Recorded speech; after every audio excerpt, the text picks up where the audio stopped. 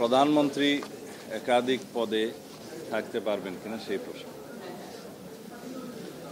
তত্ত্বাবধায়ক সরকার ব্যবস্থায় আপনারা সবাই জানেন, ইতিমধ্যে আদালতের রায়ের মাধ্যমে প্রতিষ্ঠিত হয়েছে প্রায়, তারপরেও এটা আপিল হয়েছে, যেহেতু পঞ্চদশ সংশোধনের সমস্ত প্রভিশনগুলো ইন টোটাল পুরোটাই বাতিল চেয়ে যে রিটটা হয়েছিল, সেটার রায়ের প্রেক্ষিতে যারা রিট আবেদনকারী তারা তাদের পূর্ণাঙ্গ সেই রিটের আমরাও অংশগ্রহণ করেছিলাম। এক্সপেকটেশন অনুসারে সেই রায়টাতে পুরোটা তাদের আবেদনে যা ছিল তা মঞ্জুর হয়নি বিধায় আপিল বিভাগে সেটা আপিল হয়েছে অথবা হবে। আবার ত্রয়োদশ সংশোধনী বাতিলের যে রায়টা অ্যাপিলেট ডিভিশনে পেন্ডিং আছে, তার মানে রিভিউতে পেন্ডিং আছে, সেটাও ডিসপোজ অফ হওয়ার পর্যায়ে আছে যদি শুনানি হয়। সেই দুটো ক্ষেত্রেই আমরা আশা করি যে তত্ত্বাবধায়ক সরকার পদ্ধতি আদালতের রায়ের মাধ্যমে পুনঃপ্রতিষ্ঠিত হবে। তারপরেও জাতীয় সংসদের এখতিয়ার আছে, লেজিসলেচারের সম্পূর্ণ এখতিয়ার আছে নতুন করে লেজিসলেট করার। সেই ক্ষেত্রে ত্রয়োদশ সংশোধনীতে যেভাবে তত্ত্বাবধায়ক সরকারটা প্রতিষ্ঠিত হয়েছিল সেই বিধানের বাইরে, অর্থাৎ জুডিশিয়ারিকে, বিচার বিভাগকে বাইরে রেখে আর কোনো অপশন কয়েকটি রাখা যায় কিনা, যেহেতু জুডিশিয়ারিকে বাইরে রাখার ক্ষেত্রে মোটামুটি একটা ঐকমত্য আছে বিচার বিভাগকে বিতর্কের বাইরে রাখার জন্য। তো সেই অপশনগুলো আলোচনা অনেক দিন হয়েছে। আজকে একটা ড্রাফট মোটামুটি সবার মতামতের প্রেক্ষিতে ঐকমত্য কমিশন থেকে প্রণয়ন করা হয়েছে, কিন্তু সেইখানেও কোনো অবজারভেশন আছে কিনা, ছোটোখাটো কোনো সংশোধনী আনতে হবে কিনা, সেটা যার যার দলীয় ফোরামে আলোচনা করে আগামীকালকে পরশুদিন সকালে উপস্থাপনের জন্য ওনারা সময় নির্ধারণ করেছেন। এখানে বিস্তারিত আর না বললেই ভালো হয়। আপনাদের কাছে হয়তো কাগজটা ঐকমত্য কমিশনের কাছ থেকে হয়তো ড্রাফটটা পৌঁছে যেতেও পারে, না হলে আপনারা কালেকশন করে নেবেন। আর প্রধানমন্ত্রীর একই পদে, মানে কয়েকটি পদে থাকাটা নিয়ে কিছু প্রস্তাব এসছে।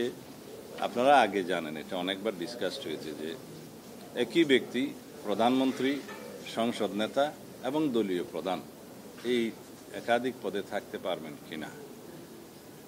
বিস্তারিত আলোচনা শেষে অধিকাংশের মধ্যে একটা মতামত এসছে যে প্রধানমন্ত্রী এবং তার সাথে সংসদ নেতার ভূমিকাটা প্রায় অঙ্গাঙ্গিভাবে জড়িত। এই দুই ক্ষেত্রে একত্রে প্রধানমন্ত্রী এবং প্রধানমন্ত্রী লিডার অব দি হাউস থাকতে কোনো অসুবিধা নেই। এক্ষেত্রে মোটামুটি যেটা আমি কনসেনসাস দেখেছি যে প্রায় সকলেই একমত। কিন্তু দলীয় প্রধানমন্ত্রী হতে পারবেন কিনা এই ক্ষেত্রে কিছু বিতর্ক হচ্ছে। তা আমাদের দলের অবস্থান, আমরা যৌক্তিকভাবে লিখিত প্রস্তাবও আগে জমা দিয়েছিলাম আমাদের দলের পক্ষ থেকে, এবং প্রথম পর্ব এবং দ্বিতীয় পর্বের আলোচনাতেও আমরা সেই একই যুক্তিগুলো দিয়েছি। তার মধ্যে আপনাদের মাধ্যমে জাতিকে জানানোর জন্য কয়েকটি যুক্তি আমি আপনাদের মাধ্যমে উপস্থাপন করতে চাই। পৃথিবীর গণতন্ত্রের সূতিকাগার হিসাবে আমরা যুক্তরাজ্যের উদাহরণটা দিয়ে থাকি। সেখানেও দলীয় প্রধান এবং প্রধানমন্ত্রী একই ব্যক্তি হয়ে থাকেন। কয়েকটি দেশে মাঝে মধ্যে এটার ব্যতিক্রম হয়ে থাকে, তবে সেটা সংসদীয় দলে যারা সরকারি দলের যে পার্লামেন্টারি পার্টি হয়, সেই পার্টি ডিসাইড করে যে পার্টি কাকে প্রধানমন্ত্রী হিসাবে সিলেক্ট করবেন। সেটা কোনো ইলেকশন প্রসিডিওর নয়। যারা মেজরিটি পার্টি হয় পার্লামেন্টে অথবা জোট হয়, তারা পার্লামেন্টারি পার্টি ফর্ম করে তারা ডিসাইড করে কোন ব্যক্তি প্রধানমন্ত্রী হবেন। এখন সেই ব্যক্তি যদি কোনো একটা দলের প্রধান হন, সেই ক্ষেত্রে তাকে এটা অযোগ্য ঘোষণা করা হয় না বা অযোগ্যতা থাকে না।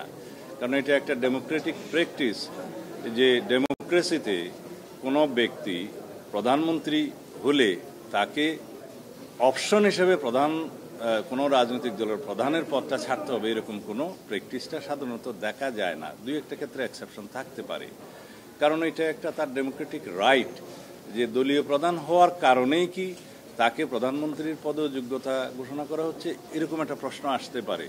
আর দলীয় প্রধান যে সবসময় প্রধানমন্ত্রীর পদ অলঙ্কৃত করবেন এমন তো কথা নয়। পার্লামেন্টারি পার্টিতে ডিসাইড হবেন কোন এমপি প্রধানমন্ত্রী হবেন, কিন্তু অপশনটা থাকা ভালো, তার ডেমোক্রেটিক রাইটটা যাতে ক্ষুণ্ণ না হয়। যে ব্যক্তি দলীয় প্রধান হন তার যাতে রাইটটা অক্ষুণ্ণ থাকে যে তিনি ইচ্ছা করলে প্রধানমন্ত্রী তো পদ নিতে পারেন। সেই জন্য আমরা বলেছি যে এটা ওপেন থাকা ভালো, যে দলীয় প্রধান ইচ্ছা করলে প্রধানমন্ত্রিত্ব নিতে পারেন যদি পার্লামেন্টারি পার্টিতে ডিসাইড হয়। আর যদি পার্লামেন্টারি পার্টিতে ডিসাইড হয় যে তাকে প্রধানমন্ত্রী করা হবে না, অন্য একজনকে করা হবে, সেইটা পার্লামেন্টারি পার্টির ডেমোক্রেটিক রাইট চর্চা, সেটা ওপেন রাখার ক্ষেত্রে আমরা আমাদের সাজেশন দিয়েছি এবং পৃথিবীর বিভিন্ন দেশের উদাহরণ টেনে আমরা বলেছি যে যেহেতু দলীয় প্রধানমন্ত্রিত্ব হওয়ার ক্ষেত্রে কোনো যোগ্যতা হতে পারে না, সেই জন্য এই অপশনটা থাকা উচিত, তার ডেমোক্রেটিক রাইটটা অক্ষুণ্ণ থাকা উচিত যে দলীয় প্রধান ইচ্ছা করলে যদি পার্লামেন্টারি পার্টি ডিসাইড করে তিনি প্রধানমন্ত্রী হতে পারবেন। এইটা হচ্ছে আমাদের যুক্তি। তো সুতরাং এই ডিবেট হয়তো আরও কয়েকদিন চলতে, মানে আরও হয়তো বেশি চলতে পারে বা একদিন চলতে পারে। এটা আগামীকাল শুরু হবে, ওনারা যেটা বলেছেন যে আগামীকালকে এই ইস্যুটা দিয়ে শুরু করবেন। তো দেখা যাক, হয়তো আমরা বিশ্বাস করি যে এটা রিজনেবলি আমাদের দেশের প্র্যাকটিস অনুসারে, পৃথিবীর বিভিন্ন লার্জেস্ট ডেমোক্রেটিক যে সমস্ত কান্ট্রিজগুলো আছে সেটার প্র্যাকটিস অনুসারে এবং আমাদের দেশের বাস্তবতা অনুধাবন করে সেই বিষয়টা সবাই বিবেচনা করবেন বলে আমরা আশা করি আমরা একটা জায়গায় আসতে পারবো। এটা হচ্ছে আমাদের বক্তব্য আজকে এই দুই ইস্যুতে। এর বাইরে আমার কোনো বক্তব্য নাই। ধন্যবাদ। আমরা প্রায় তো কাছাকাছি এসেছি এই প্রধানমন্ত্রী পদে এবং রাজনৈতিক দলের প্রধানমন্ত্রী একই সাথে এবং একই সাথে লিডার অব দি হাউস হওয়ার ক্ষেত্রে দুইটা বিষয়ে তো প্রায় সবাই একমত যে লিডার অব দি হাউস এবং প্রধানমন্ত্রী একই ব্যক্তি হতে পারেন। বিতর্কটা এখন চলছে যে দলীয় প্রধানের পদে উনি থাকতে পারবেন কিনা, সেটা আলাপ আলোচনার মধ্য দিয়ে হয়তো এক জায়গায় আসতে পারবো। আমরা আমাদের পজিশনটা জানালাম এবং যৌক্তিকভাবে জানালাম, ইনস্টেন্স দিয়ে জানালাম যে দলীয় প্রধানের পদে থাকাটা তো যোগ্যতা হতে পারে না। আর তাছাড়া এটা একটা ডেমোক্রেটিক রাইট হরণ করার মতো হবে সেই ব্যক্তির যে শুধুমাত্র দলীয় প্রধান থাকার কারণেই কি প্রধানমন্ত্রী পদে তাকে বিবেচনা করা হবে না। এটা রাইট হচ্ছে ডেমোক্রেটিক্যালি পার্লামেন্টারি পার্টির, মেজরিটি পার্টির ডিসিশন যে তারা কাকে মনোনয়ন দেবেন প্রধানমন্ত্রীর পদে। পার্টির প্রধানকেও দিতে পারেন, অন্য একজনকেও দিতে পারেন। সেটা ওপেন থাকা উচিত, অপশনটা থাকা উচিত। এখানে হাত বেঁধে দেওয়া ঠিক হবে না, এটা ডেমোক্রেসির বিরুদ্ধে যাবে অনেকটা। Thank you.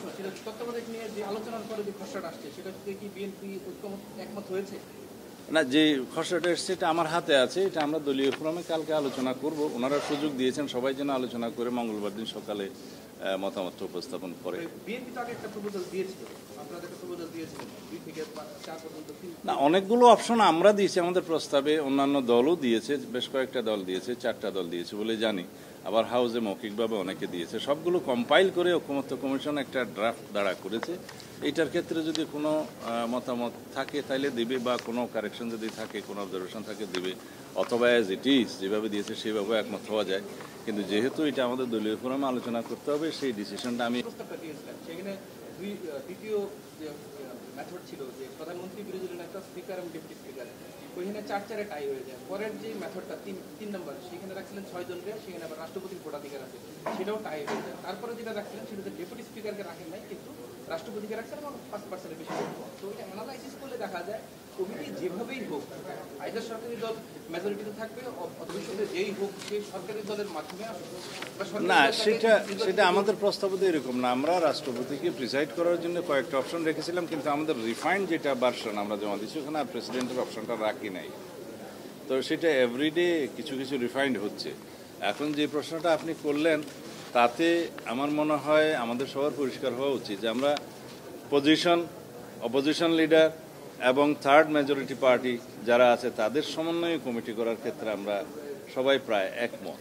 কারণ ওখানে প্রধানমন্ত্রী, অপোজিশন লিডার এবং থার্ড মেজরিটি পার্টির থেকে একজন, এর সমন্বয়ে 3 জন অথবা আর 2 জন থাকতে পারে, প্রধান বিরোধী দল থেকে একজন, সরকারি দল থেকে একজন, সেই হিসাবে 5 জনের কমিটি হতে পারে এবং তাদের জমা দেওয়া হবে বা ওপেনলি সেই কমিটি জনগণের কাছ থেকে বা অন্যান্য পার্টিগুলোর কাছ থেকে একটা নাম আহ্বান করতে পারে, সেখান থেকে পছন্দ করা যেতে পারে এবং সেটি অপশন যদি না হয় তারপরে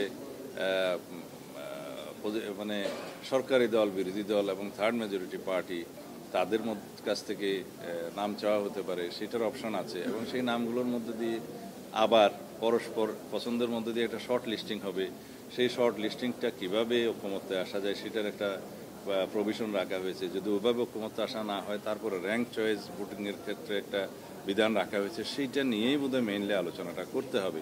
তো এখানে সবাইকে র্যাঙ্ক চয়েসের ক্ষেত্রে আমরা বিবেচনা করছি, তবে সেটা আমাদের দলীয় ফোরামে একটু আলোচনা করে কিভাবে কি করলে ভালো হয়। এখানে আমরা কাউকে বাদ রাখতে চাচ্ছি না। এটা একটা ইনক্লুসিভ একটা বডি এবং সেটা বাছাই কমিটি, তারা যাতে ভবিষ্যতে তত্ত্বাবধায়ক সরকারে একজন নিরপেক্ষ ব্যক্তিকে এবং এমন একজন সিটিজেনকে, বিশিষ্ট ব্যক্তিকে নির্বাচন করতে পারেন সবাই মিলে, যার বিরুদ্ধে কোনো রকমের কোনো আপত্তি থাকবে না, একটা ঐকমত্য থাকবে। এবং তার মধ্য দিয়ে প্রধান উপদেষ্টা অন্যান্য উপদেষ্টাদের নিয়োগ করবেন। অন্যান্য পাওয়ার ফাংশন প্রায় আগের মতোই রাখা হয়েছে। যেমন 90 ডেজের বিধানের ক্ষেত্রে তত্ত্বাবধায়ক সরকারের ক্ষেত্রে একই রকম বিধান থাকবে। এই তত্ত্বাবধায়ক সরকারের বর্তমান যেটা 13 অ্যামেন্ডমেন্টের পজিশন আছে, সেটার নাম কিন্তু হচ্ছে তত্ত্বাবধায়ক সরকার। যে বিধানটা আছে আর্টিকেল 58 অনুসারে অনুসারে সেই নামটাও থাকতে পারে। এবং পাওয়ার অ্যান্ড ফাংশন দিয়েই হবে, বাকিটা উপভোগ করবেন। তাদের রুটিন দায়িত্বের বাইরে আর কোনো দায়িত্ব থাকবে না। এবং প্রধান উপদেষ্টা 90 দিনের জন্য উপদেষ্টা পরিষদ গঠন হবে। যদি কোনো কারণে অ্যাক্ট অফ গড, যেটা ফোর্স মেজর হিসেবে পরিচিত, সেরকম কোনো কারণ হয়, আমাদের দেশ যেহেতু দুর্যোগ প্রবণ এলাকা, বন্যা প্রবণ এলাকা মানে দেশ, সেই ক্ষেত্রে হয়তো আরও 90 দিনের পরে 30 দিন এক্সটেন্ড করা যায় কিনা, সেটা নির্বাচনের ক্ষেত্রেও আছে। এই ক্ষেত্রেও সেই 90 দিনের পরে একটা অপশন রাখা হয়েছে, যদি সেরকম কোনো কারণ ঘটে তাহলে আরও 30 দিন সময় তারা পাবেন। এগুলো সব আগের মতোই মোরলেস রয়ে গেছে। পাওয়ার অ্যান্ড ফাংশন আগের মতোই রয়ে গেছে। গঠন প্রণালী নিয়েই শুধু আলোচনাটা হচ্ছে। এটা থ্যাংক ইউ।